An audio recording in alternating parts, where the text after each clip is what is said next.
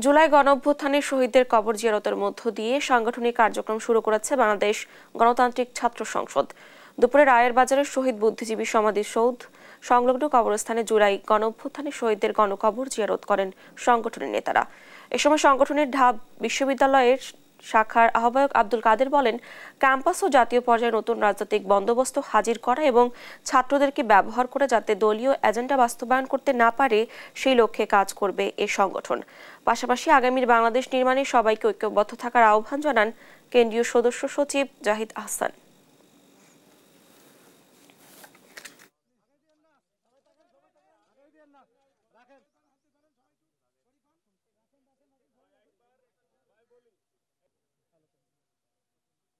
জুলাই বিপ্লবের যে আমাদের শহীদ ভাইরা আছেন তাদের আত্মার মাগফিরাত কামনা করতে চাই। একই সাথে আমাদের যে আহত ভাইরা আছেন যারা এখন হাসপাতালে বেডে কাতরাচ্ছেন তাদের দ্রুত সুস্থতা আমরা কামনা করতে চাই।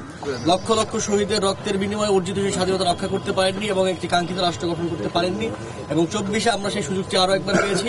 সুতরাং 24-71-এর একটি কন্টিনিউশন আমরা সেই সুযোগটি পেয়েছি, এবার সেই সুযোগটি হাতছাড়া করতে চাই।